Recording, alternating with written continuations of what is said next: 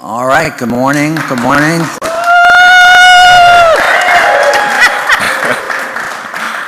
What do they say? Give it up, something like that? Yes. Welcome yeah, to 2022. thank you. Welcome back. Welcome back. So that's a lot of energy for 7:15, so thank you. We need that. But I'm John Ahmann. I'm the president and CEO of the Westside Future Fund. So welcome to our bi-monthly Westside Transform Summit. I'm leader of the Westside Future Fund, and we always like to just do a quick check-in when we get rolling as to who are our first-time visitors, because then we can. I'm staring at one of them. So raise your hand if you're a first-time visitor. First-time visitors, all right? Welcome. If your mind began anew, we'll count you, Neil. But no, thanks for being here for that. So for our first-time visitors, wanted to be very intentional, one, about welcome you. Thank you for being here. And talk a little bit about our program so you can know what's going to happen today. So we're going to talk for a little bit longer, not too much longer, and then we're going to do a devotion. And then once we get through the devotion, there'll be more people that'll be here by then, and we'll do self-introductions for folks to get to know each other, and then we'll do a little update about the Westside Future Fund, and then we'll have our program speaker for today, which is the Atlanta Humane Society. Yes. Talking about, all their great work on the West Side. And then we'll be done by 9 o'clock. So I got two great co-hosts with me this morning. Yes, thank you, John. My name is Ebony Ford. I would like to add my welcome. Thank you all for being here. I know it's so early in the morning, and I hope you didn't celebrate too hard last night, but if you did and you still got up, kudos, because I couldn't have done it. So again, thank you for being here. I am a proud English Avenue resident, proud parent of Hollis Innovation Academy, Westside. Hello, good morning, and what's good, you beautiful people. And to everybody that's watching online, we appreciate you tuning in. My name is Benjamin Earley, and of course, we are thrilled to be back here together in spot in person. So if you are watching online and you still got some time and you got some spare gas, because it is, I'm telling you, just a week ago, it was not what it is today. So we appreciate you if you can make it out. We know, gas. But we appreciate everybody coming in to spend the morning with us this morning. I'm excited to hear from our guests this morning. We've got, again, Atlanta Humane Society, and we're going to be hearing from Dr. Dorsey, who's going to be delivering this morning's devotion. And also we've got President and CEO, Mr. Cal Morgan, who's going to be our featured guest for the panel discussion today. And for those who don't know, at Atlanta Humane Society, they actually care for over 60,000 pets, or 60,000 animals in general, throughout Georgia every year. And that's a lot of work. And because that's so much work, they're actually hiring to fill positions. So if you're interested, go ahead and apply. But we're looking forward to seeing everything that's coming from what they're doing and their new initiatives on the West Side, which we'll hear about later today. Absolutely, very exciting, very, very exciting. And as Ben said, today is all about the Atlanta Humane Society. It's been serving the Atlanta community for nearly 150 years. So doing a lot of good work for a very long time. Give it up. Yeah, there you go. Thank you. They provide shelter and adoption services, community outreach, resources to pet owners, affordable veterinary care, cruelty and disaster relief services, and outreach support to other animal welfare organizations. Atlanta Humane Society's plans for a state-of-the-art facility on the West Side are extremely exciting, as Ben mentioned, and we will be receiving an extensive overview of these plans and the work that is underway a little bit later in the morning. And we got our Get Connected. Yeah, that's right. We are on social, folks. We're on Facebook, Instagram, Twitter, YouTube. Like, subscribe, follow our channels. Help us to share all of the information. How you doing that? We share here at these summits. I like to say that the information is best served when it's actually in motion, so help us to spread the word throughout the community for everybody who stands to benefit from everything that we share here at these summits. Again, we're on Facebook, Instagram, Twitter, and YouTube. And if you want to be a part of the summits, like if you would like to deliver the devotion at one of the future summits, just hit us up in the inbox or send us an email at info@westsidefuturefund.org. We'd be happy to engage with you because here at Westside Future Fund, we like to do with the community and not to the community. And so that is something that we are really proud of, and we look to keep going forward. So stay tuned with us, stay engaged with us. We'll be happy to stay engaged with you. Absolutely. I also want to note a new feature that this is actually to donate to the Westside Future Funds. We'd love for you to hit that one. Please. But back at the other table to kind of be more friendly to the environment, rather than print devotion or bulletins that we used to put onto the chairs about the program, that it's available via PDF. So back at the table, if you go put your camera there, so the full bulletin, which has the bios of the speakers, announcements, etc., is available PDF. So we want you to go grab that if you haven't already. I'm sure our friends at Trees Atlanta will appreciate the QR code. Right. Yes. That's right. And actually, the Westside Future Fund won an award from Trees Atlanta from helping restore more green cover in English Avenue, Vine City. Lee Harrop's done a lot of great work there. So now our devotion speaker. So to kind of for those that are new, to tee up our devotion, actually was something that was a great suggestion of Dan Cathy. We're actually reflecting my sixth year here, and one of the when I first met with Dan after I started, he only had two requests at the time when I first met with him, and one of those requests was he gave me a book about the lessons of Nehemiah on leadership, and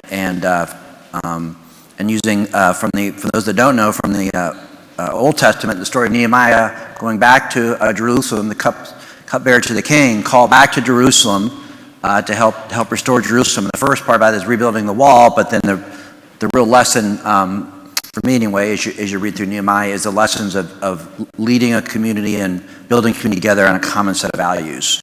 And so for our devotions, we always ask our speaker just to draw inspiration from Nehemiah, not necessarily always an instruction from Nehemiah, but to draw inspiration from Nehemiah. So thank you for that. And I'm going to read a devotion statement, and then I'll say a little bit about our speaker, and we'll start the devotion. But to level set, I'm going to read this every time. It has become our tradition to begin our meetings with a positive, inspirational message from a member of our community. Recognizing that many in our community are driven by their spiritual faith to participate in the Westside Revitalization effort, the time at the beginning of our meetings is an opportunity to share various inspirational reflections. While the speakers may articulate their personal faith, it's meant to be inclusive, inspiring, and meaningful, with the story of Nehemiah as our guide. And so our devotion this morning will be given by Dr. Gloria Dorsey, who's the Vice President of Community Education and Advocacy at the Atlanta Humane Society. She has been a frequent attender of our summits, I can witness that. And she has been with the Atlanta Humane Society since 1996. We're actually reflecting with her this morning how much change she has seen in Howell Mill Road. And her proudest moments in community outreach occurred during the year-and-a-half period prior to COVID-19, when Atlanta Humane hosted numerous pet vaccinations that served over 2,000 dogs and cats in the community. So clearly real hard to service there. Oh, yes. And when we said hello to her this morning, she reminded me how excited she was, because she said when she first came and heard the devotion, she reminded me, she had said to me, I really want to give a devotion sometime. And so here we are today to welcome her up. So we're going to exit this way, but as she comes up to lead us in her devotion, please welcome her up.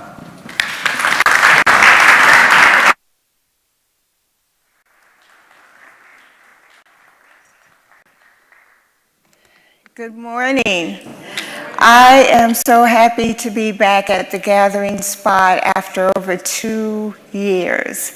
I've made a lot of friends in this room, and I'm so happy to see some of them today.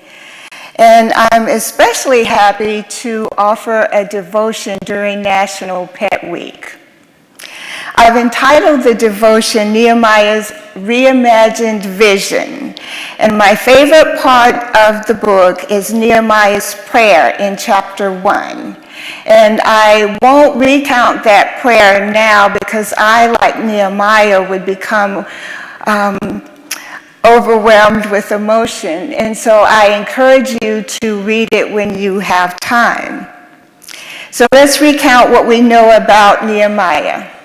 He lived and worked in Persia during the 5th century BC, and he had never been to Jerusalem, the home of his ancestors.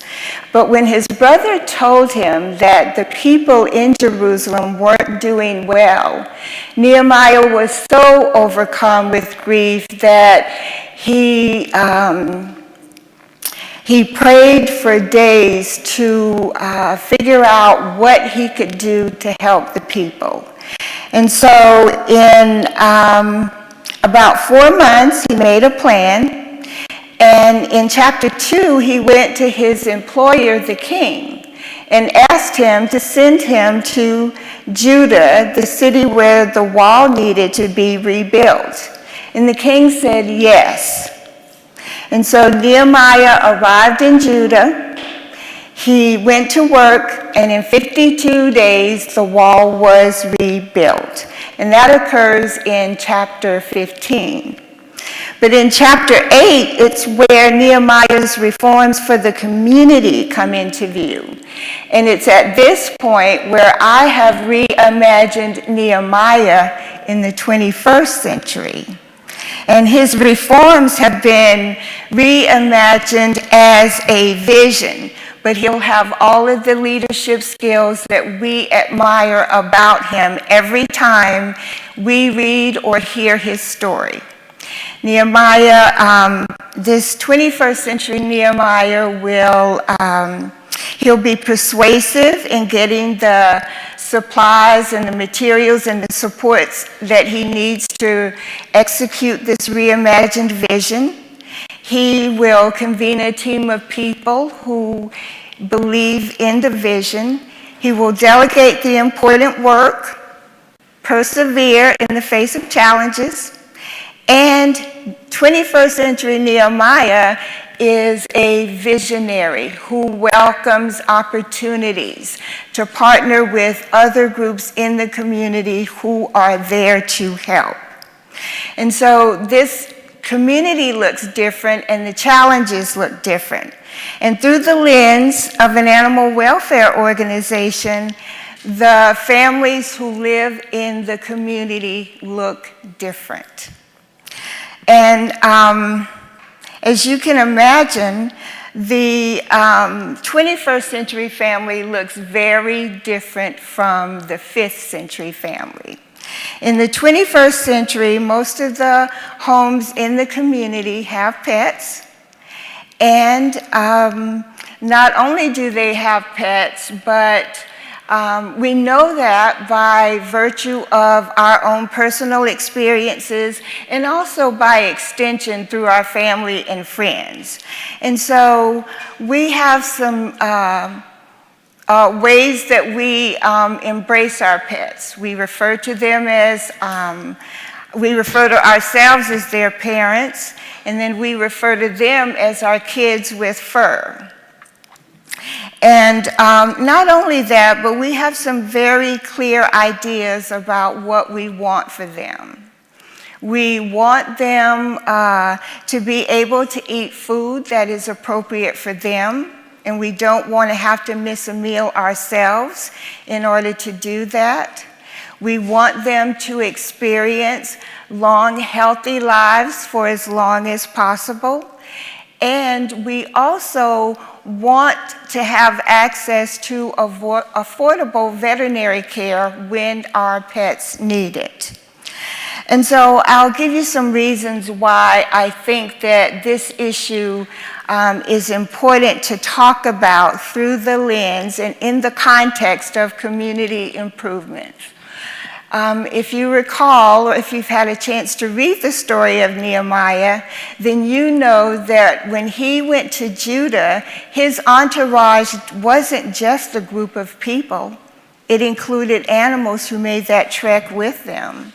And those animals needed to be cared for.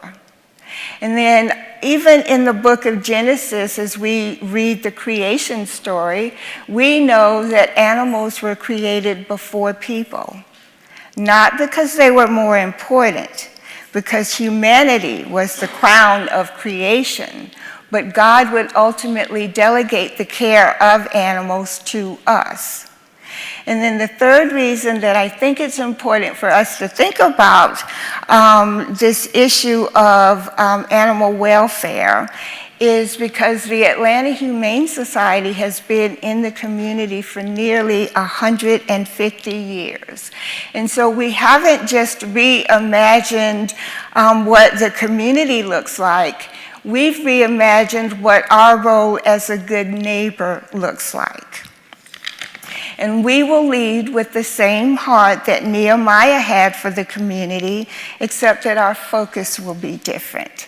We will help pets remain in their homes by developing programs that we believe will reduce the economic hardship on families who need help.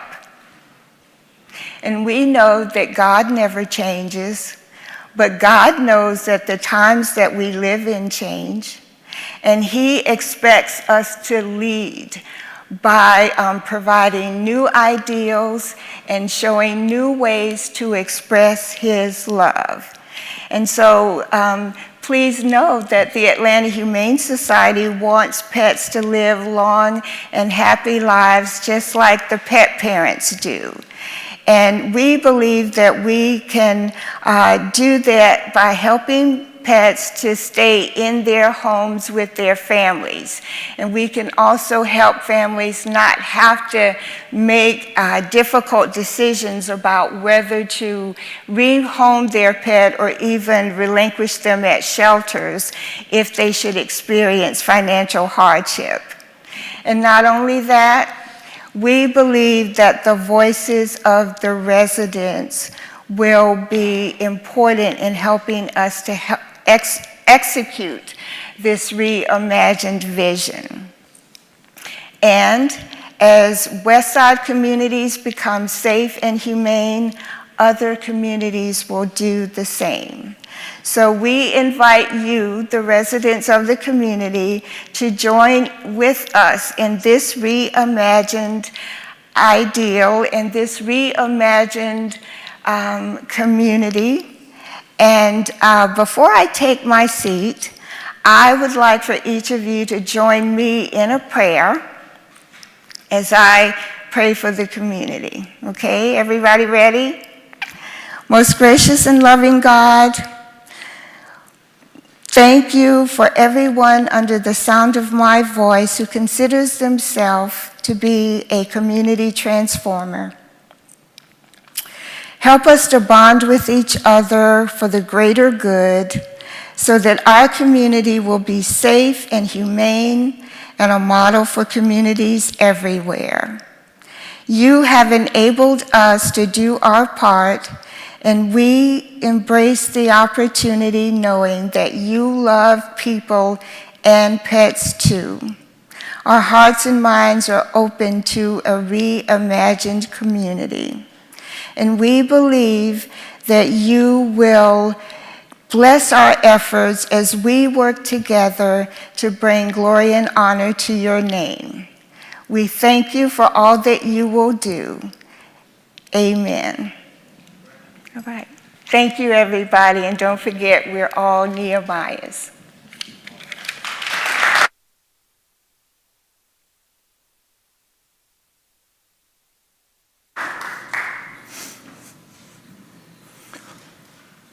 All right, well, Gloria, that was terrific. I'm sorry we had you wait 6 years. You did a great job on the devotion. I appreciate your metaphor of a modern Nehemiah and reimagining a modern Nehemiah, and clearly you've got a big heart of compassion as you talk about serving our pets. So thank you. So let's thank her one more time for that.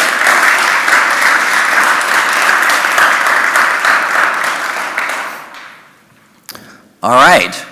Well, the next part of our program is we get to know each other part of the program.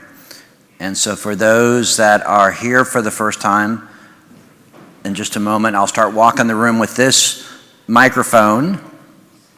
I'll start over here, and then what we ask is that as you stand up and give your name and kind of an affiliation you might like to give, like I work here or I live here. And then we ask you not to say anything else, just in the interest of keeping the program moving. And if you have something like an announcement and other things you want to make sure you get out, we want to be good stewards of that, so just let us know and we can pump it out in our bulletin, our social media, et cetera. And really, and I think when we first started the summits, this was added later, and at first people are, pre-COVID, hopefully we'll build back our crowd levels. We'd have over 100 people, and it would take a bit, but what we really, at least I learned from that, was if you're trying to build a community, especially where people haven't always been together, don't know each other, to really build that community, you got to have a way where people get to know each other. And so that then became so important, because what came out of the introductions was people going to go connect with one another about how they may work on something together, i.e., helping pets or something else. So that, as we're going through the devotion, if you are listening, like, hey, that person may be something that I have an idea they might like to hear about, or vice versa. While they're doing something, I may be able to help about. So that's also really what came out of those self-introductions. And I will start over here on my left. So when I give you the mic, hold it close to your mouth so the mic can pick up what you say. And we're going to go just all around the room. Happy Friday. All right, good to see some familiar faces in here. Thank you, Gloria, for that. Dan, I see you over there. Hey, my name is Anthony Bellows. I'm a Westside resident. All right, thanks, Anthony. Rogers Williams, Icon Filmworks. All right.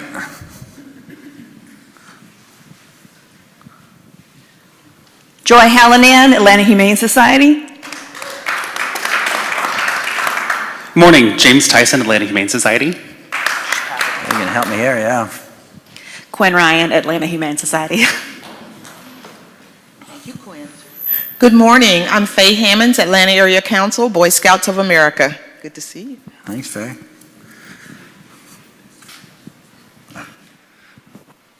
Good morning, Tamika Askew, Westside Future Fund.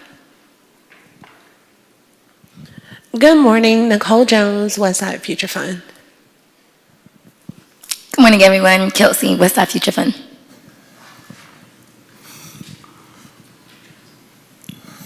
Good morning, everybody. I'm Tom McCarran. I'm a member of the Westside Volunteer Corps and a huge fan of Dr. Dorsey and the Humane Society. Good morning. I am Corey Bishop with the Atlanta Volunteer Lawyers Foundation. Good morning. My name is Gerard Reynolds, and I'm a part of Redclay-Hill. Yeah, and he's live tweeting for us too. So if you have something you want to make sure you get out, he's live right now. Good morning, everybody. Dominga Porter, Our Village United, Pittsburgh Community.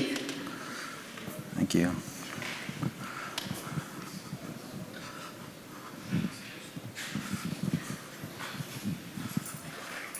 Good morning, Deidre Strickland, Westside Future Fund.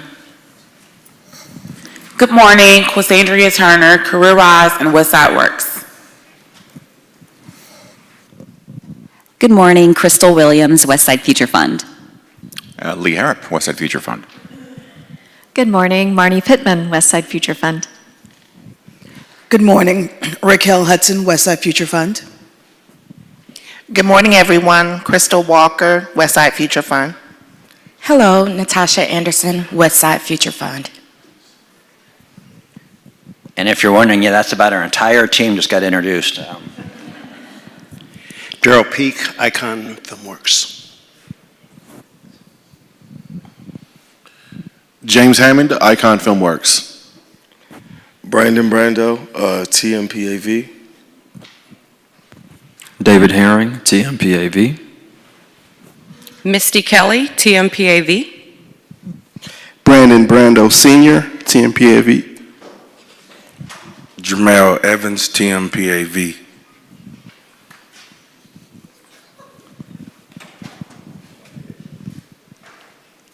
You got me already. Good morning, Glenn Jackson, part of the Jackson Spalding team. Good morning. I'm Sarah Voisel, also part of the Jackson Spalding team. Good morning, Caitlin Behringer, Open Hand Atlanta and Mechanicsville resident. Good morning, Christina Helm with the Atlanta Humane Society. Good morning, Charles Meriwether. I want to tell everybody that our new Goodwill store is open at 2160 Metropolitan South Parkway South. Before the store opened, we helped 182 people get a job as we were settling in. So please tell your family members, Anybody that wants to seek employment, come see Goodwill, and while you're there, shop at our new store. Thank you. I'll be right over. Cal Morgan, Atlanta Humane Society, looking forward to talking with you. You know who you are. Good morning, Gloria, Dorsey, Atlanta Humane Society. Good morning, Dan Cathy, volunteer at Westside Future Fund, and I'm associated with Chick-fil-A and have a good first-time visitor friend that's here with us. Good morning, Michael Arietta, Atlanta resident and Garden City Companies. Excited to be here. Thank you, John. Hi, good morning. Neil Shorthouse with Partners in Change. All right, I noticed one person that came in. Yeah, I see ya. Good morning, family. Tillman Ward, Community Resources of Atlanta, based in historic Vine City, and helping create and preserve our beloved community. All right, did I miss anybody else? What's that?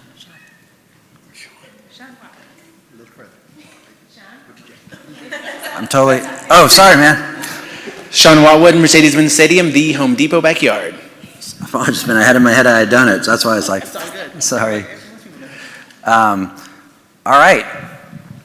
Well, any more introductions? Do you want to introduce yourself, sir? We're kind of winding up our self-introductions. You'd be our, do you want to do your name and where you're from?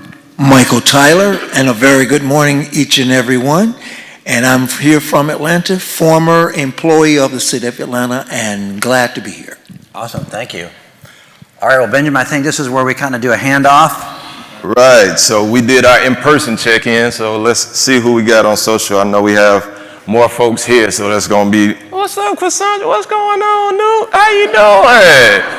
Now, see, this is the part that I like. This is the part that I like, because that's good in Westside right there. So we actually graduated from the same high school, Frederick Douglass High School, and I graduated with her younger sister, and she graduated with my older sister. So that's family.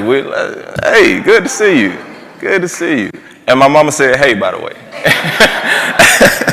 But let's see, we got watching on social right now. Of course, we have the Parent Avengers, Miss Sherry Belil. Good morning to all of y'all. You know we love you. The whole Booker T. Washington Cluster family. We appreciate everything that you all do for the community. Mother Moore, good morning. Myra Walters, good morning. Brother Akbar Imhotep, thank you for tuning in. We appreciate you. Good morning. John Barrow, good morning. Chris Lee, good morning.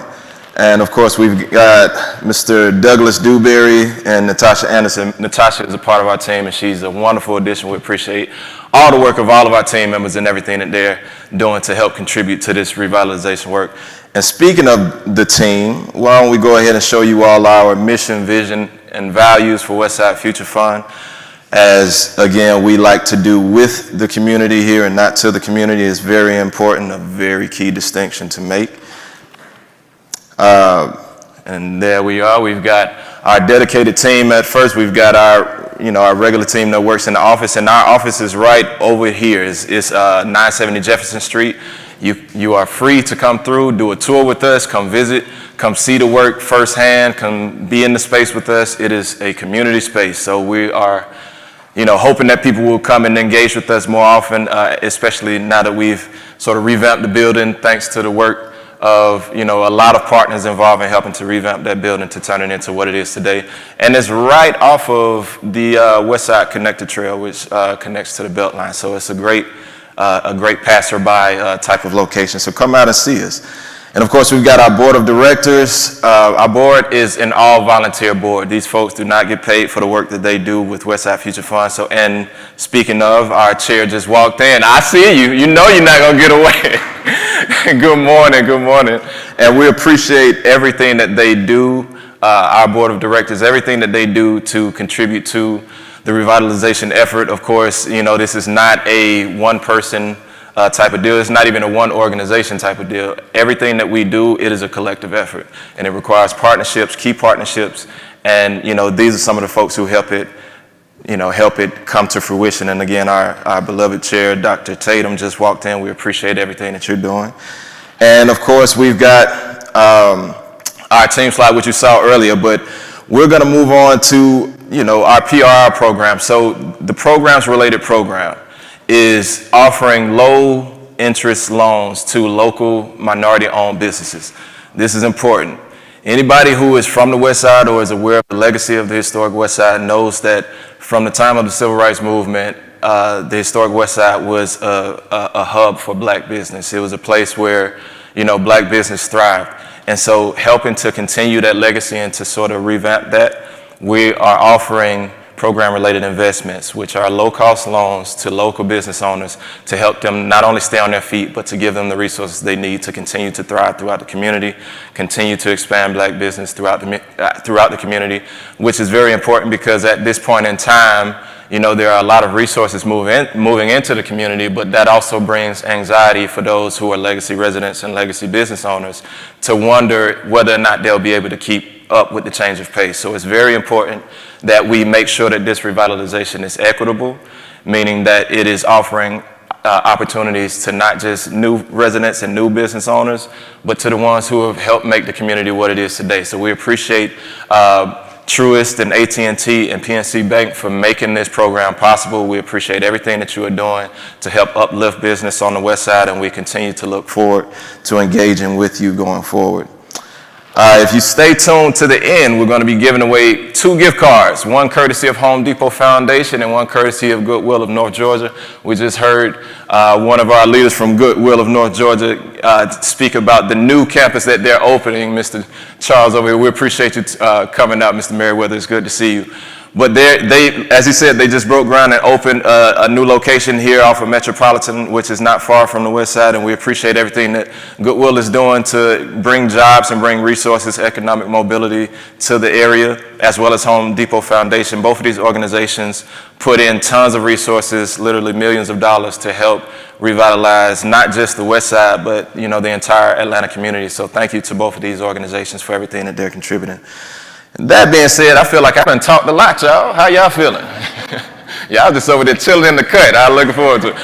Well, I'm excited. We're going to bring up our lovely co-host and moderator for today, Miss Ebony Ford. She's going to be speaking to the one and only president and CEO of the Atlanta Humane Society, Mr. Cal Morgan.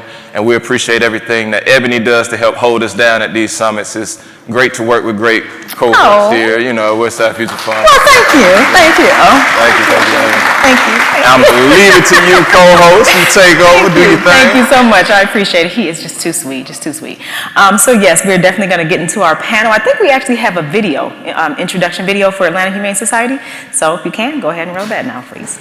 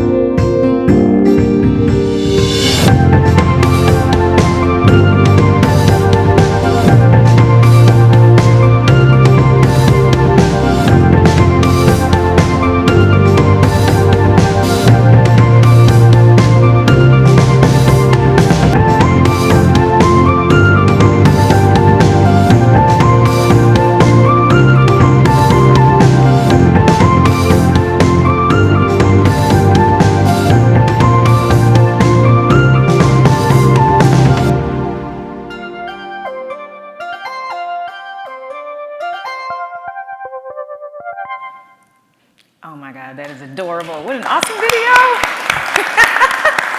I don't know. Maybe I'm alone, but I feel like kittens and puppies are cuter than babies. Like, am I the only one? Like, you want to eat a baby, but kittens and, oh my God, and puppies are so cute. So thank you. That's an awesome introduction video. And speaking of introduction, I would like to call up Mr. Cal Morgan. Good morning, Mr. Cal. How are you doing? Come on up. Good morning. Good to see you. Mr. Cal Morgan. How are you doing this morning? I'm doing great. Very, so very glad good. To be here. Yes, So and we're happy to exciting. have you. Very happy to have you. So again, this is Mr. Cal Morgan. He is the president and CEO of Atlanta Humane Society. That's a big job. Cal Morgan has spent his entire working career in service to the community as a not-for-profit executive. In February of 2014, after a national search, he was appointed president and chief executive officer of the Atlanta Humane Society. Before this appointment, Cal spent 13 years as president and CEO of the Michigan Humane Society, 12 years as a regional vice president for the American Cancer Society and the United Way. So wow, you've just been giving your entire life. We appreciate it. We appreciate that. It's a privilege. I understand what you mean, definitely. So share a little bit about yourself and why you are leading the Atlanta Humane Society. Well, thank you. Thank you. That's wonderful. So again, so excited to be here this morning. I just want to take a second and talk about Dr. Dorsey just for a minute. One of my favorite people. Dr. Dorsey started our community outreach clinic about 25 years ago at our organization, and she started it in a trailer at Howell Mill Road and 10th Street, helping pets one at a time. And it doesn't matter if you have any resources or whatever, we would take care of that animal, and Dr. Dorsey started that work for us. 25 years later, when I got here, we had a great conversation, and she said, you know, I've been helping pets and pet owners one person at a time, thank you. And she said, I'd like to expand my ability to reach more families and reach more pets. And so we changed her role. We found someone else to do the medicine for her. And now that's why she can be at Westside Future Fund meetings and connect with people. And she has people all over this community, all over Atlanta, basically, who contact her when they have a need with their pets and their families. And so we're just so proud of her, and I was so delighted to hear her this morning. So I had to brag on her just for a minute. So Absolutely. No, that's awesome. yeah. So Atlanta Humane Society is a historic organization. You already heard about that, and it's really about our focus on the fact that pets and people belong together. And one of the really exciting things that we want to talk about today is how the community is helping us invest more resources into our new campus here on the west side. But you know, we're a historic no-kill organization, which is really important. People want to know that. There is never a time when an animal comes to our organization and it has a clock running and it's going to expire. Every animal stays until it has a happy ending, and that's a really important thing for us to emphasize. Is it's a happy place where happy endings happen every day. But I want to talk just for a minute about how important pets have become. I'm going to guess if I ask you to raise your hand, there's a good number of you who probably either have one now or have had a pet. Is that right? Yeah, wow, I see almost 100%. Everybody raise their hand. Yes. And let me ask you to raise your hand one more time for one thing, and that is, do you think that your pet is considered to be part of your family? Raise your hand. Yeah. Isn't that true? It wasn't always that way. In previous generations, I think people looked at pets in a different way. And so we saw a lot of times over the last 20 years where pets have gone up in our estimation of what they mean to us. And that's such an important element. During 9/11, those of us who remember 9/11, after 9/11, adoptions went through the roof. People went to shelters and adopted animals. Why did they do that? They did that because they wanted that comfort. They wanted that companion. After Hurricane Katrina, we all saw how that played out in New Orleans, and people separated from their animals. It was a terrible tragedy. And I was part of a team that worked for over a year coordinating across the entire country, finding those pet owners and trying to get those pets to them after Katrina. And so that meant a lot. And now during this pandemic, we at the Humane Society have seen a huge increase in the number of people who are now working at home and they wanted to foster an animal, keep that animal in their home. So it's a very vibrant time for pets, and I think people really care. consider them to be part of their family. Absolutely. And I like what you said about the pandemic having increased the desire for people to have the pets, you know, and so it's funny that whatever happens in the world has an effect on the trend of pets and where they end up. And also when you said that back in the day, people, maybe we thought of pets, quote unquote, as like something that worked for us more so. So I'm very happy that pets are now considered to be parts of our family. That's where they belong. Yeah, me too. Yeah, absolutely. It's fantastic. And tell us a little bit more about yourself and why you feel passionate for leading the Atlanta Humane Society. I guess I'd rather talk about everything but me, but That's okay. That's okay. Just a little. you know, bit. I was the kid who grew up with our house was the place where pets ended up. You know, we were on a corner. People would pets would find their dogs and cats, and we had turtles and all kinds of stuff. You know, if something was injured, it would end up in my backyard, and we'd nurse it back to health, and then we'd go put it back in the pond or what have you. But it's always been a passion, and I had a favorite dog growing up, and she was my constant companion my whole growing up years. And I remember when her end came.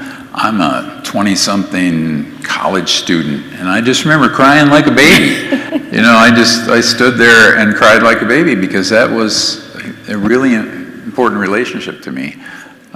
So it was a really, really exciting opportunity for me to be able to begin to spend my time trying to help pets and help people because they go together. Absolutely, I completely agree. And it's crazy, but when we have the summits, I also do a little research before, and I heard the big story, and this is off script here, but I heard the really big story lately about the Atlanta Humane Society and working with a couple of other animal organizations and rescuing a bunch of dogs here in the state. And so I brought it to the attention of one of the Westside Future Fund employees, and they were like, I was like, oh my God, it's huge. It made like People magazine and everything. And she was like, oh, they always do that. And I'm like, wow, you know? Oh my gosh. So the word is it's huge. And again, we're very appreciative of that. Let's talk about that new location on the west side, because that is really, really exciting. And I think you have some slides, and that's what the clicker is for. Do you know how to use that? Because I do not know how to use this, but okay, let's see. You tell me how. You know what, you guys, let's see. Let's wing it together, because I don't know. I think green means go. Usually it does. Okay, and that's your mission? Yeah, I think it's 5 slides and just the green. That's our first to slide. Advance through, yes. So you can see we have a very bold mission as an organization, and one of the most important ones that is in that mission is preventative. One of the things that we're trying to do is to create an environment where no pet is under-resourced or no pet is living in a home that doesn't have the resources that they need. And that's something that we're really emphasizing now. Everybody knows that we do adoptions. Probably some of you have adopted pets from our location here, or your family members. Everybody knows about the Humane Society's adoption, but veterinary care and preventative services and providing resources are a really big part of our mission. Absolutely. And you may not be able to see this very well, but we want to be the premier leader in organizational support for welfare and protection of companion animals. And that's part of our big vision, is we want to be that leader, and we want to be able to connect person by person, pet by pet. Absolutely. Excellent. Do I click it again? Yeah, go ahead. It should be some renderings. There we go. All right. Oh, So- wow, look at that. So this is a rendering of our new facility. It's at 1551 Perry Boulevard, which is not too far from here. And you can see the number one feature that sticks out when you drive by is the heart. Yeah, you're exactly right. Atlanta Humane Society, if you look at our logo, it has a big red heart in there. And that heart represents our compassion for people and animals, and our desire, our aspiration to be an organization that cares. And it's beyond just putting all our focus on the animals, but it's that relationship that we have as people. So it's a very interesting story behind this. And if I could just take a minute, I got to share this story. So, Yes. Atlanta Humane, we really had a desire to be in the West Side community, and we wanted to stay in the West Side community. We wanted to be more invested in the West Side community. And so we were looking for, it's a very audacious undertaking right now to find a 5-acre parcel in West Side community. And we happened to notice this 5-acre parcel that was a metal scrapyard. I don't know if y'all remember driving by that, but it had big fences there, and behind it were rusted out buses and piles of scrap metal and rust, and it was a very blighted piece of property. And I remember, just like it was yesterday, it was an August hot day, one of the hot Atlanta summer days, and the sun was beating down on us, and we were walking around, picking our way through that scrap yard, and you can picture what this might look like. And the sweat just trickled running down my back, I remember that too. And thinking we need to get some water because it was pretty hot. But we looked at that piece of property, and we just stood there, and there was a small group of us, and we all said, this is it. This is where Atlanta Humane is going to make our future for the next how many decades. Now, we had a lot of work we had to do. That was a brownfield. It needed remediation. It was ugly. It was really, really a challenge to clean that thing up. But we were committed to not displacing residential. We didn't want to push anybody out by using our development. But we were able to take a really blighted piece of property and turn it into what you see on that slide today. So we're really proud of that opportunity to be able to turn something like that into a center where we really want to welcome the community. I think when you see the video, you're going to see not only is it probably, there won't be anything like this probably in the southeastern United States. There's nothing really to compare with the facility that we're going to have here in Atlanta. And I think we're proud of that, and I think we should be. And this community has made that happen. This is not me or Joy or any of our team. The community has made this happen. People care about animals, and they stepped up, and I could tell you more, but I think we have a little. And you said a few things that I want to touch on really quickly. You did not want to displace anyone with the power, of course, that the Atlanta Humane Society has. So you not only are bringing a valuable service to this area, you're cleaning up an area that is just blight. And not only was it blight, it probably had, like you said, dangerous lead, and I think it's slug, and we know the whole situation on the west side with that. So it's just so many different good things involved with this, not just the beautiful building and the services that you're seeing here. It's also what you actually got rid of. That was a really important element of what we wanted to do, and now this is going to be 5 acres. There will be walking trails and green spaces there.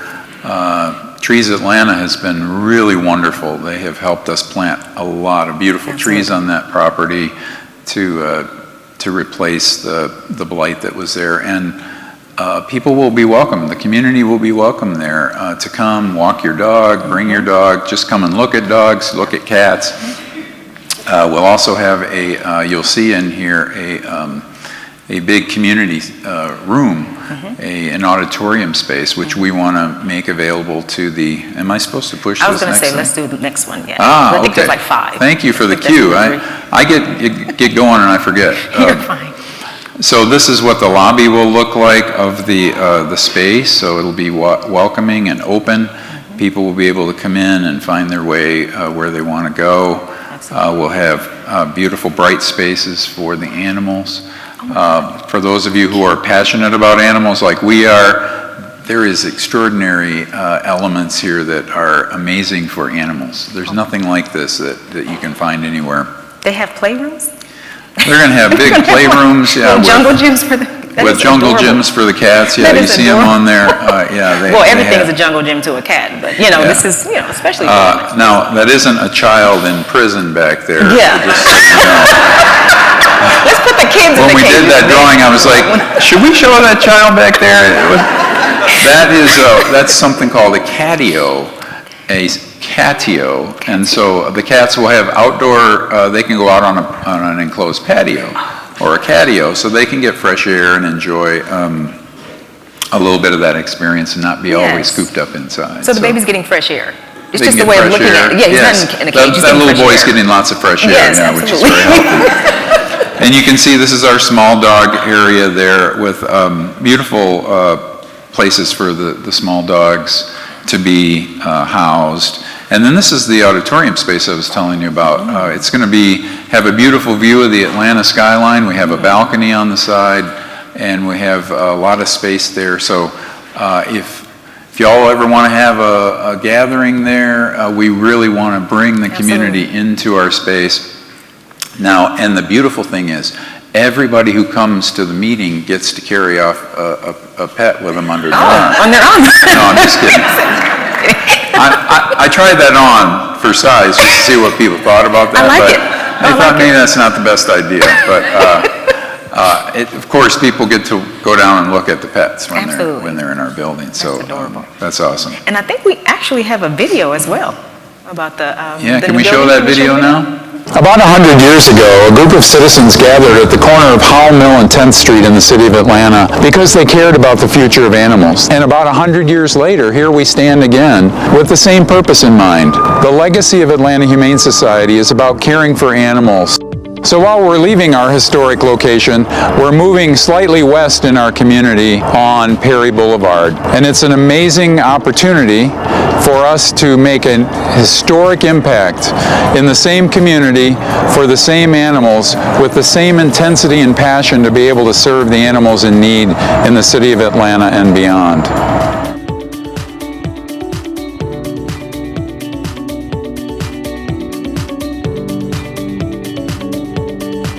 I'm really excited about our new building and what it's going to mean to the foster department. This is really going to help us grow our program and really streamline everything and make the whole fostering process even better. The new location is going to be more spacious. It will have separate rooms for dogs and cats to recover from surgery, and it will have specialized isolation rooms for animals who are sick to be monitored and treated, allowing us to have better disease control and help animals heal faster. In the new building, we will have a specially designed parvo ward to treat more puppies. Parvovirus is a deadly virus usually affecting puppies. It is resource intensive to treat due to the need for separate isolation facilities.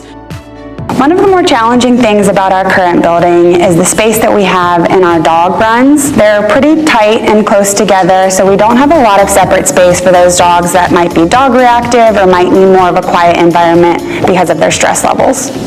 Some of the features in the new building that will help reduce stress in animals is completely separate spaces between the cats and the dogs.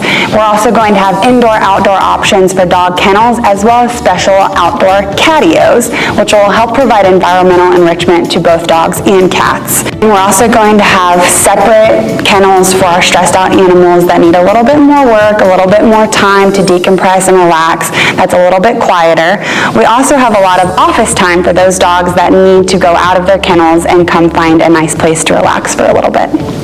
In our new building, everything will be designed just for us. So fosters will have their own parking, they'll have their own entrance, so when they come in, we know exactly who they are and why they're there. They'll have a place where they can go and kind of shop and get supplies while they wait during their exam. They'll have a dedicated exam room so that they can come in, they help us with the fosters, and we're not competing with space or time with our intake department, which is currently what we're doing. We are so excited to be able to bring you a glimpse today of the future of animal welfare in our community.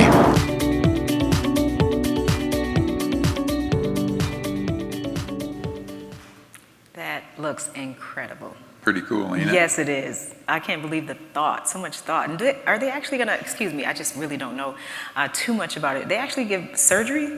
They operate on the animals? Yes, we have amazing veterinarians and vet techs who we'll have 3 surgical suites there, really? So we can do surgeries, we can do just about anything medical. We can isolate for disease. We can do a lot of amazing things. That is excellent. Did anyone catch the dog that he was camera ready? And I'm sorry, I don't know much about breeds when he literally looked at the camera like this. Like, does he know he's on camera? It was so cute. I'm sorry. I noticed the craziest things. It was adorable.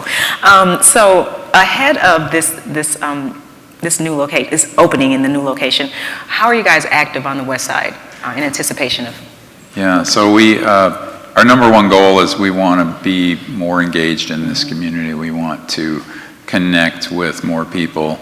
Obviously, we've had somebody here with y'all at these meetings on an ongoing basis. And we've been going to job fairs. One of the very exciting things for us is we're an employer. We are going to be hiring people, and we want to hire people from this community. We have a training program. We have the ability for people to learn skill jobs that are good paying jobs with benefits. They will have the potential to start, and we have a skills-based pay program. So we offer training, and people can increase their pay scale as they get additional training. And we really want this community to be the place where we employ people. And so if you all know of folks who are interested in learning more about that, please direct them to atlantahumane.org. That's our website. We continue to post new positions, and as we get closer to the launch of the new facility, we'll be hiring more people for that. So I think that's a really important element as well. We also have partnered with some grad students from Georgia State, and they are going into this community and trying to contact local residents to try to understand what the needs are in this community so that we can tailor more of our programs to help. One of the most important things is access to affordable veterinary care. If you have pets, just like everything else, it's expensive. If you've been to the veterinarian with your dog or cat, you know that it's an expensive thing. And so we want to be able to find resources to help people so that their pets can be healthy, because a healthy pet contributes to a healthy home and a healthy relationship with family. And so speaking of going out into the community and getting the community involved, how can the community reach back out to you guys to become involved? Well, we run on volunteer labor so much of our time that we invest into our programs, our volunteers. We have hundreds of people who volunteer every single week. They can come into our facility, they walk dogs, which is a lot of fun. You just come in and walk dogs. What a great thing to do, right? But we also need volunteers to help us with veterinary care. We need volunteers to help drive patients to a clinic with their animals. We have a whole lot of volunteer opportunities. So we also are going to invite the community more and more to, if you like to volunteer and you're available to volunteer, we really would love to have you. Absolutely. And that again, atlantahumane.org, you can get that information. So you'd have it's a separate volunteer portal or tab? We do. Oh, perfect. Yeah, Okay. you can make an application, you come in and do some training. Perfect. And tell us what you want to do and when you're available. We'll plug you in. Oh, absolutely. Do you have any other plans to do anything else on the west side? Any other plans? So we want to continue to look at the opportunity to maybe open a new veterinary hospital here in this part of the community. We are opening one over on the east side of the city. We've had one at our Humane location, so now we're looking for another way to offer affordable veterinary care here to the community. Absolutely, and we really, really need it on the west side. Like you said, everything is so expensive, but I think the expense of everything is exacerbated on the west side. Obviously, lower income levels, just not as much access to resources, so just excellent that this is coming into this part of the city. And back to you a little bit. You've been with Atlanta Humane Society for 8 years now, and how has the organization changed since then? Well, there's a lot that's changed. Can we all imagine 8 years ago? Yes. In our own world and what's happened 8 years? I mean, it's amazing. It reminds me of a story when I first came to Atlanta Humane, and I was new to Atlanta, and they had a little open house so anybody from the community could come in and say hello. And I had a dear lady who came in, and she pulled me aside and she kind of grabbed me by the arm, gave the old, "Come over here, young man." And I appreciated being called a young man. Sure. So she looked at me and she said, Atlanta Humane needs to be the leader of animal welfare in this city. Yes. And she said, they're not right now. They are not stepping up and doing what they need to do. And I tell you, that hit me hard. Yeah. I went home that night and I thought a lot about that. And I said, you know, we do need to do more. Yeah. And we were not enough outside our four walls.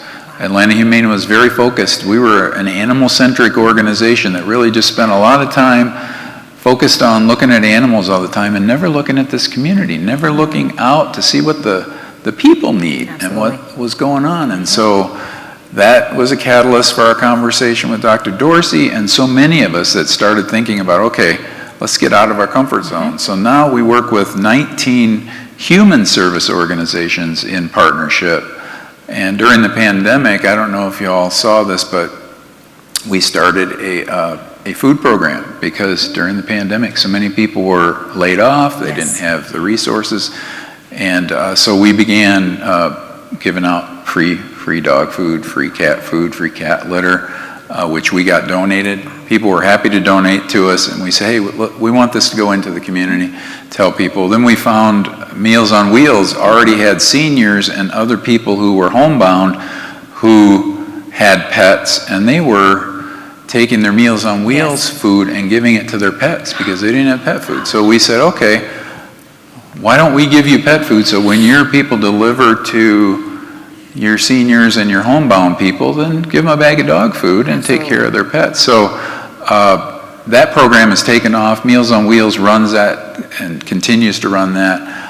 I think we've given out in about 18 months almost 500,000 pounds of food. Oh my gosh. So that was amazing to me because that was a need that needed to be filled. Absolutely. And we were in a position to be able to do Absolutely. it.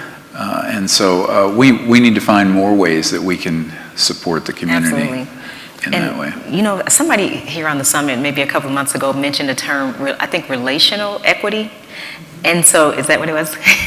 Thank you. And so you leverage the relationship with the other organization, the Meals on Wheels. They already had people driving, they already had the vehicles, so you just put the dog food, in the vehicle. And you filled a whole different need with the same resources, and relational equity is the reason that was able to come about. And I don't have a pet at the moment. My son is 6 years old. I think I'm going to be entering that territory pretty soon.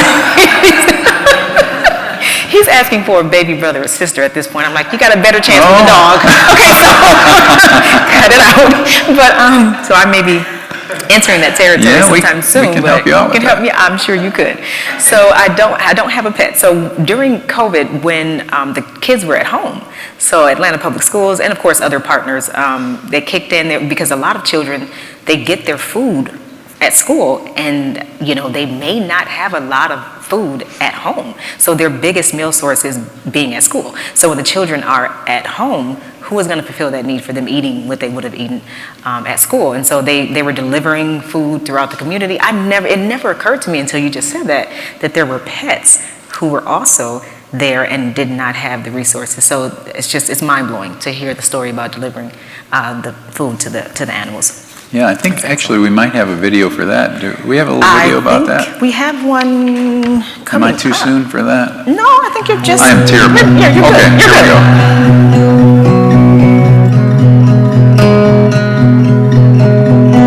It was not a discussion on getting him. He just showed up. And I did not tell her at the time that I just found out I was diagnosed with thyroid cancer.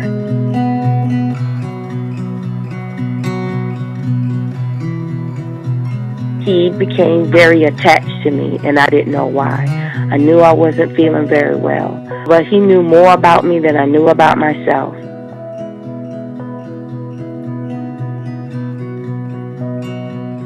Through him, I found out I was more ill than what I thought.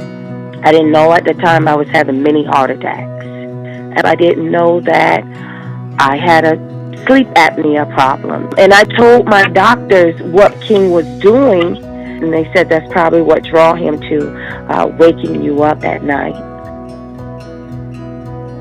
After finding out all of that, I prayed and I asked God if King is meant to be here for me to be able to provide for him. I had to let my pride down and say, okay, I'm going to go and get help for food. I don't care if I can't eat. I'm going to make sure that he has his food. I didn't know what to do. I didn't know who to turn to. I was just lost.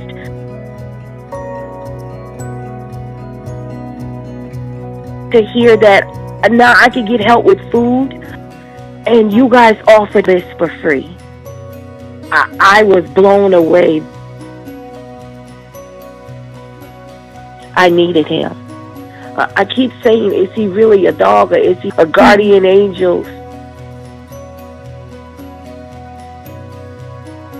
It allowed both of us to eat healthy.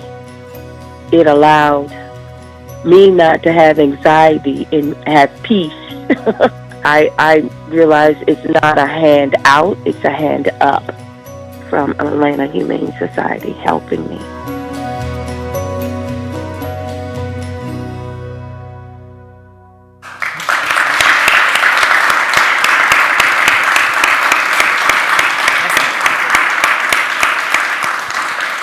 That is incredible. And just think that's just one of many stories of many families, because her and her pet are obviously a family. Just one of many stories. It's excellent. So if someone is here is looking to access these resources or have any questions about it, where do they go to find out? Yeah, we want to be there for people. That's our main purpose. And we have a resource center that's staffed 7 days a week, 9 to 5.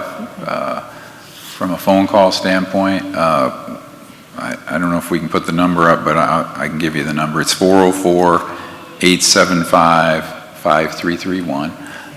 And we can also be accessed through our website at atlantahumane.org. But if you all know of anyone who has a need with their pet, they may be a senior, they may be a disabled person, they just may be a family that has financial need and they have a pet, that's what we're here for, and this is an important part of what Atlanta Humane wants to do and continue to provide for this community. It does say that we have a resource center slide, I believe. Oh, it's on our probably me, clicker. right? There we go. All I had to do was click the button, folks. It's okay.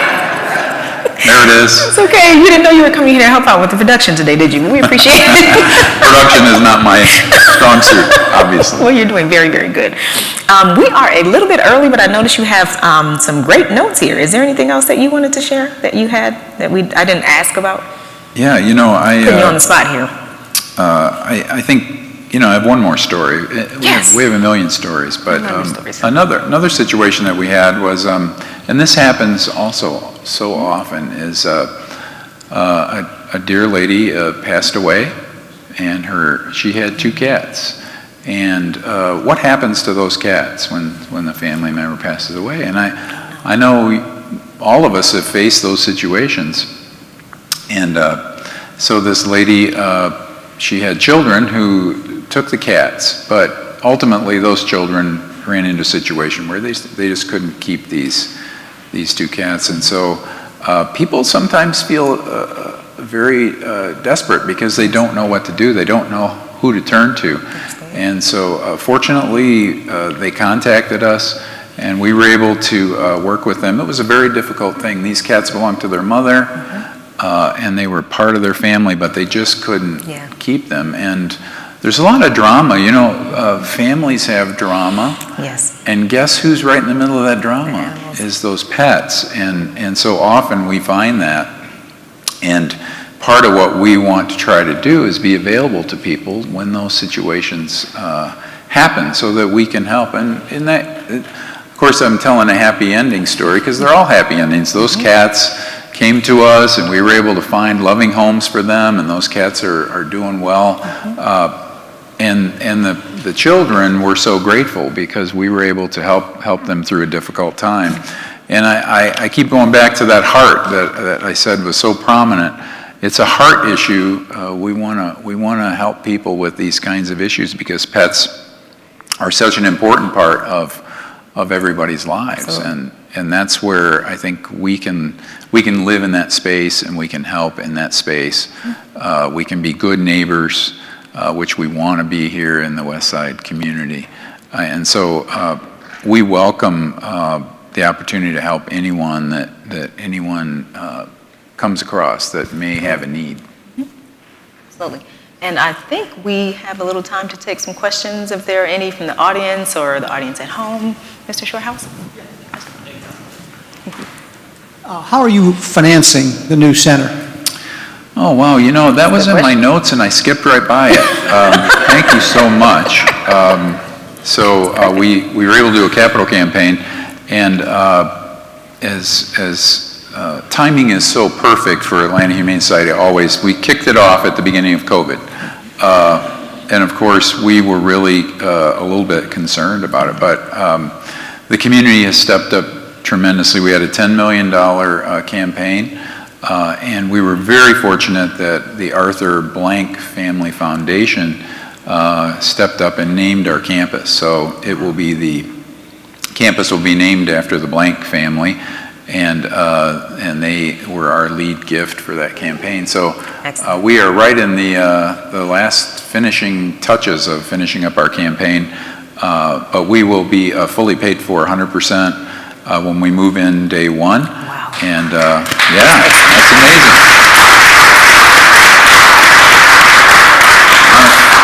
I'm a person of faith, and I've been on my knees a lot. Amen. And thank goodness, you know, it's been provided for. And we were also, this is another great story. Our historic property there at Howell Mill and 10th Street, it used to be pretty inexpensive property there.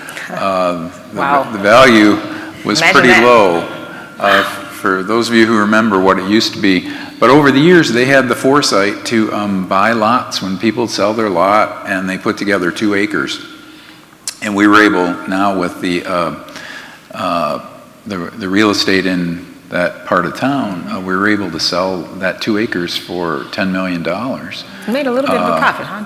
That's pretty amazing. Just a little bit of profit. So from very humble beginnings, where there was a farmhouse on that property in the 1930s when we moved there, they parlayed it into a $10 million sale. And what was amazing, I was telling John about this, the buyer, who is a developer who plans mixed-use developments, they not only did they pay us for the property, but then they said, you can stay there for up to 3 years for no rent. You just stay there for 3 years and to build your new building, raise your money, and that enabled us to go over and buy that ugly piece of property because we had the money. We didn't. That $10 million came our way. So there are a lot of great stories behind every big project, and that's a real special one for us. So thank you for asking about the funding part. I appreciate that because I totally missed it in my notes. Anything else you're holding back in your notes? Probably. It's okay. Yes, my question is, a lot of people live alone with their pet, and sometimes people, you know, don't really want to go in the hospital or something like that because they know their pet going to be at home by themselves. Do y'all have anything like something happen to somebody that somebody can go in and get their pet and you know, keep their pet until they can, you know, get well? Thank you for asking that. That's a great question as well. We do, and a lot of it is done through partner organizations because we work with a lot of animal groups all around the community, and there is an organization that actually does that as their mission, and so we work with them, and it all comes through that resource center. So please get the word out if you know of people or people have a situation like that to call us, because we can work with other groups to try and make that connection to help people, because that's a real issue. We also get military people who get deployed.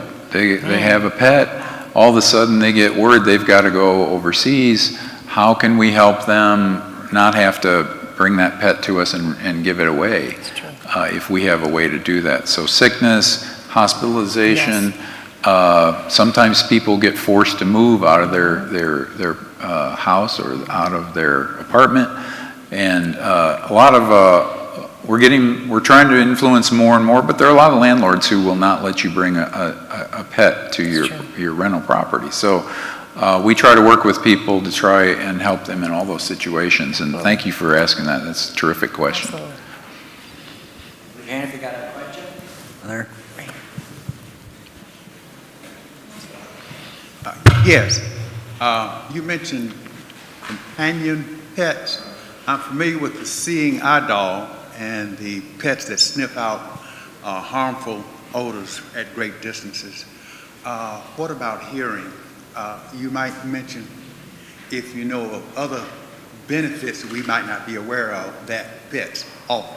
And in terms of the rent and what have you, I saw in one of the leases they charge rent for pets too. Yeah. $30 a month. Oh, you can rent a pet. Yeah, that's the new Atlanta. Yeah. That's a problem that we've been trying to work on for the whole time I've been here, and I think for a long time, is trying to encourage and create some sort of energy towards not making it a penalty for you to have a pet if you have to rent if you rent.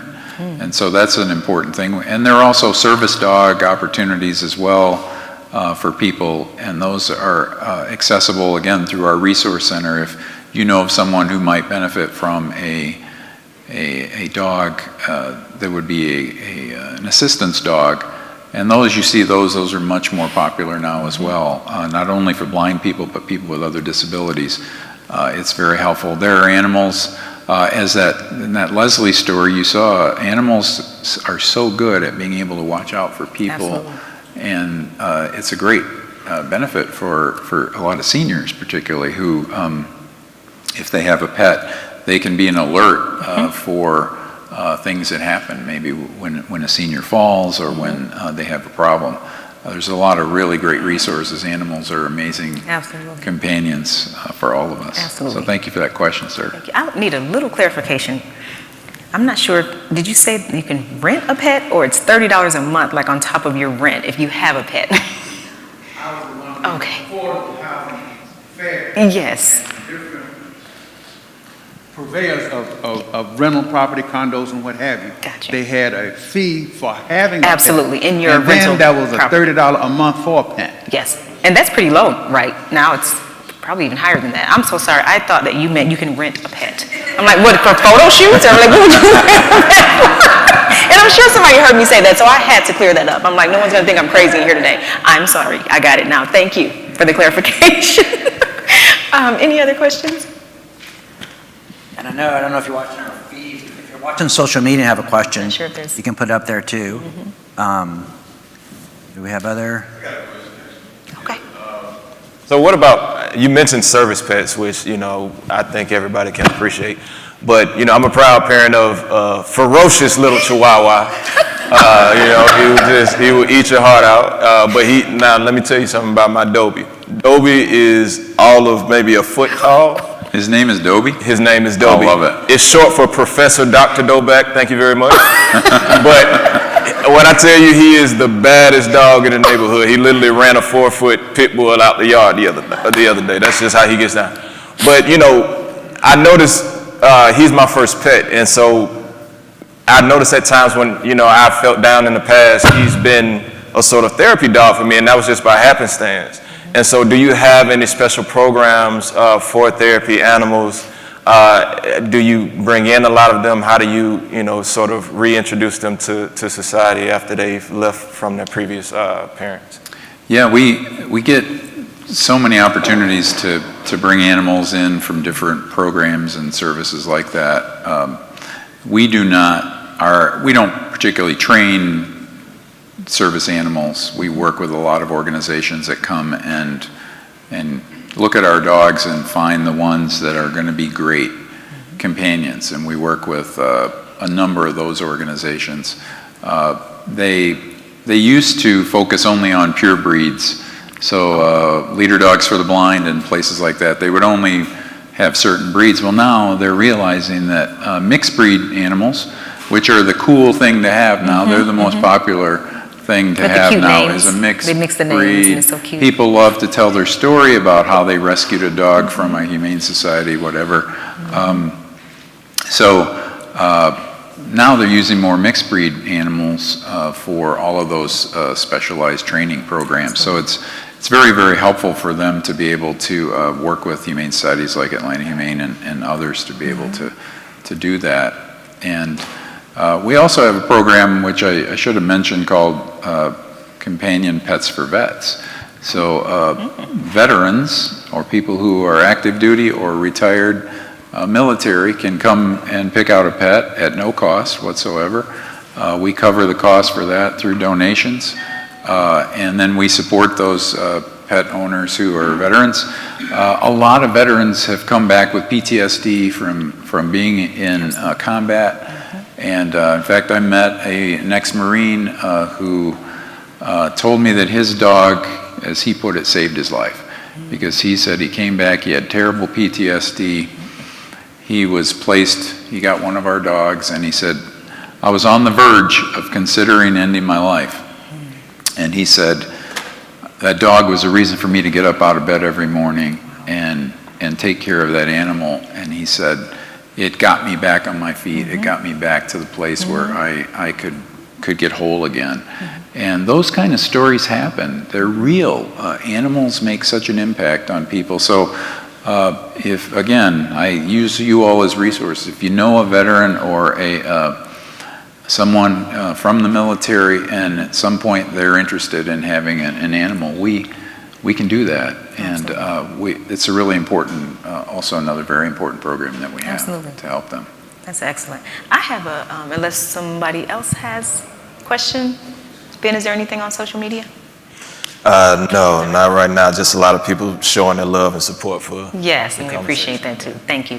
So I have a little bit of a crazy question. So, you have dogs that roam the neighborhood, and I think I called Fulton County Pet Control, Dog Control, or Animal Control, and for the dogs. So I had a cat that would, actually two cats, that would come like literally sit on my front porch and on my deck, like they were kind of close. And so I just picked up the phone, called Fulton County. I'm like, yeah, I have two cats that keep coming to my house. My address is da-da-da-da-da.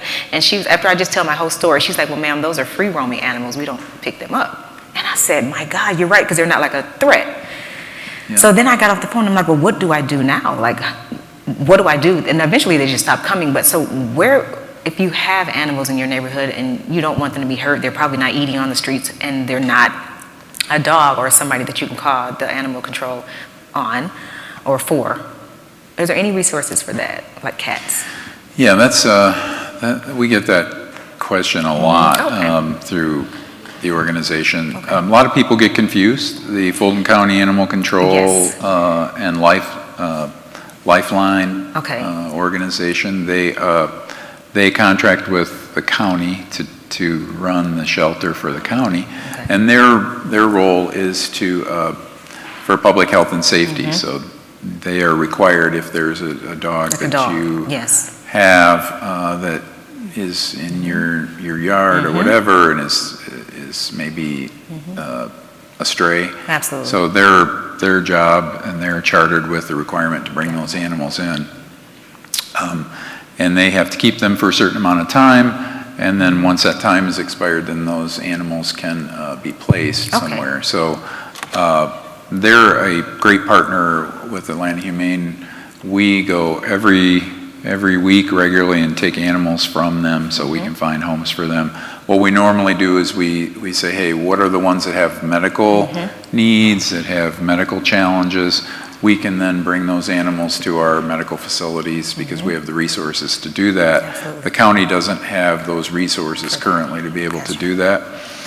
When it comes to your situation and free roaming cats, there are a lot of strategies for us to try to help with that. We do have a program called Trap, Neuter, Release, where we can help you trap those cats and bring them in. We do a spay-neuter program on them, and then we find a cat colony somewhere where those cats can live, because they can't become habituated to live in homes Absolutely. if they're an outdoor free roaming cat.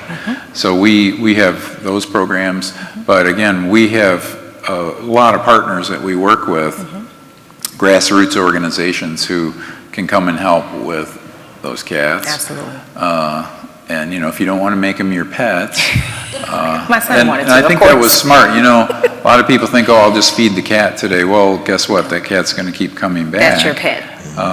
At that point, yes, that's your pet. And they're smart. They know I can go to your house she's gonna give me some- you're going to put a bowl of food out Oh, for yeah. me. So they roam where they Yeah. can find resource. And but we do a lot of programs and work with local cat. Actually, there are people who love to trap cats, believe it or not, and that's their passion. And so they set these traps and they bring them into us, and we check them medically and get them healthy, and then Wow. There's move on from there's there, all so. kind of jobs, isn't there? Or passions there's all that you don't kinds even of know. jobs. We got volunteers. If you ever want to volunteer to do that, we can help you out. You with can that help, too. okay, with the Resource Center, correct? Absolutely. That Resource Center obviously is a good number, 404-875-5331. Again, if you cannot see the slide, and that seems like that's the place to go to. It is. For all Yeah, resources. that's what we want to be there to help. Cool. Any questions? Okay. Oh, okay. I grew up with a family that was low income. We always had animals. And there was such a financial difficulty burden when it came to either veterinarian services or Yep. animal food. Yet we sacrificed for it. Wow. So I'm sure there's a lot of families like on the West Side. So I just wanted from you and your team to just keep up the good work. Absolutely. Thank you. Thank you, guys. Short house. As a fundraiser, this is a perfect question for you. How does Atlanta Humane Society make Atlanta more humane? How do we make Atlanta more humane? Well, that is a high, lofty question for us that we consider all the time, is how do we make this a more humane community? And I think it's a combination of being consistent in our values as an organization and trying to demonstrate kindness to animals. And our hope is that the more kindness we pour into this community, it will catch on, and people will begin to become more humane in their viewpoint. We try to influence young people every opportunity we have. We want to try and have opportunities to connect with young people and influence their values for animals. We know that abusing animals often leads to abusing other people. There's lots of research on that adult abusers often started abusing when they abused animals when they were children. So we really want to focus in all the ways that we can to connect with the community and have a humane message. And if we value animals, as Gandhi famously said, his statement, you can tell the value of a people by how they treat their most vulnerable, and namely their animals. This is how we want to try to plant those seeds in the community of humane values. Oh my gosh, yeah, amen. What you said about if you're paying attention to the animals in your community, taking care of them, you can tell if they're being abused. You can trace that back to a person who could be abusing them, and taking care of your community based off of maybe finding things that people are doing in the community and kind of stop it or head it off before it goes even further and becomes a threat, a bigger threat to our community. You just never would think about how taking care of animals, how much it can, benefit a community. It's just, until you said that, it's kind of mind-blowing. Yeah, it kind of clicks. I think people, we become better humans when we love animals, or when we care about animals, because we're extending our heart. Again, it goes back to the heart. It's really a matter of the heart, of compassion, and that's what we want to try to continue to influence in this community and to the greater Atlanta community as well. Absolutely. Well, are those is that your closing words, or do you have anything else you'd like to say? I think I could say it any better than that, other than to awesome. say thank you all for having us today. We're gonna have a big celebration in September to open our campus. You're all invited. We will make sure that it's communicated through the Future Fund. We want to make sure you all get the word out. This campus belongs to the community. This campus is part of this community. We are part of this community. Our heart is in this community. And so we want it to grow. And we think that heart will be a great place where if you have a special occasion, meet me at the heart. We're going to take a picture at the heart. We're just thinking about all the ways that we can sow these seeds of compassion and these seeds of humane values. I like it. Oh my God, you guys were thinking. You're literally thinking like that heart outside. That's a photo op right there. Wow, that's awesome. Well, Mr. Cal Morgan, thank you so much for being here today. I appreciate it. Thank you.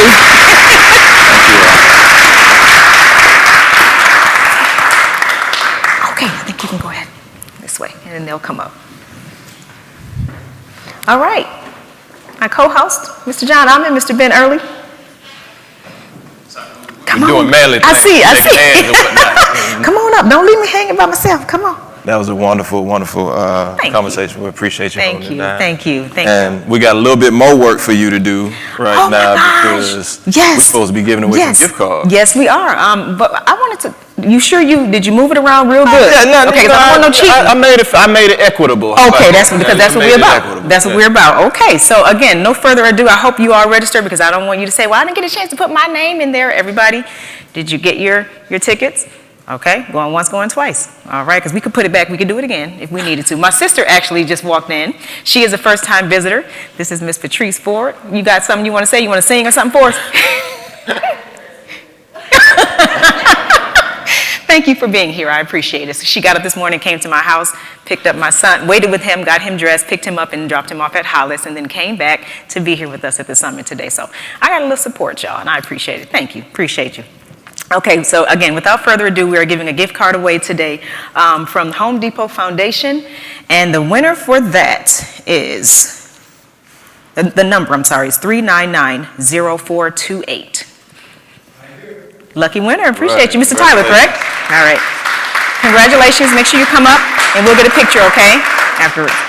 And also, Goodwill of North Georgia is giving a gift card away today as well. And of course, we heard from Mr. Merriweather today about this opening of the new store, which is again, what's the address, Mr. Merriweather?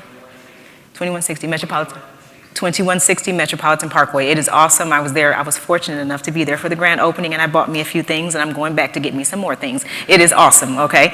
And so without further ado, the gift card, the number for the gift card winner, Goodwill of North Georgia, is 130049. 1300. All right. Woo! Congratulations. Make sure you come up at the end and we'll get a picture, okay? All right. Thank you. All right, well, that being said, folks, we appreciate everybody who came out this morning. John, did you want to add any final thoughts? Well, thank you for our guests. Y'all did a great job with the devotion and the Q&A. And I love the last question you asked there, Neil, about how we all connect the dots. And how we treat each other says something about ourselves. And, we have as our vision statement, how do you develop a community Dr. King would proud to call home. And I always take a lot of inspiration from him and other leaders from the West Side and how they led with compassion, even in the face of, adversity.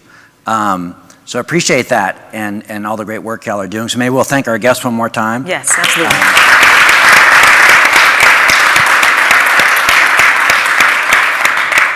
So we're getting our in-person muscle back, coming out of our COVID. So if you want to encourage people to come back to our summit, you can tell we can accommodate.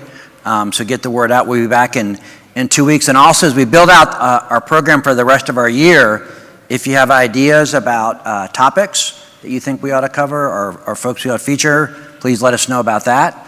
And then also, if you are inspired to give the devotion, we love for people that have been part of our summits to do the devotions. So if you'd like to give a devotion or you think you can encourage someone to do the devotion, please let us know about that as well. And I should also, especially with the person that made it happen here, thank Chick-fil-A for their continuing breakfast. So thank you, Ann.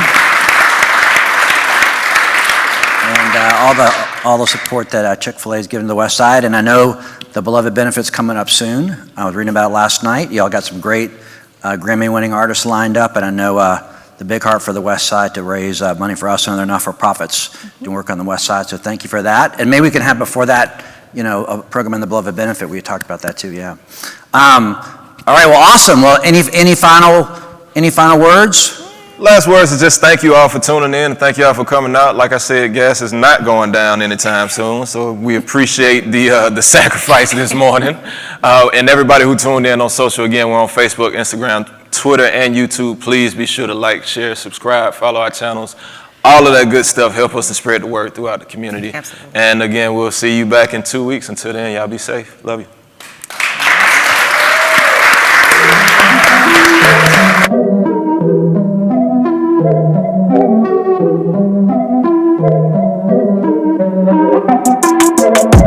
Here we go, at the top of the class on the road, and it's time to run it up, yeah you know. Maxed out, put the pedal to the floor, ayy. On the road, here we go. Yeah, we winning by a landslide. Never see me coming, I'm a landmine. Yeah, I ain't taking orders in command like. Yeah, you about to see me on demand like. You know on demand. If you ain't know, you about to understand. Yeah, I got the team by my side, right hand. Yeah, take it to a string, you ain't seen it like that. Yeah, and it's the dream, and we coming for the bag. Yeah, and we ain't never going back now. Future expedited, now we on the fast track now. They won't lend a hand, now they see us on the map now. It's time to act out. Here we go.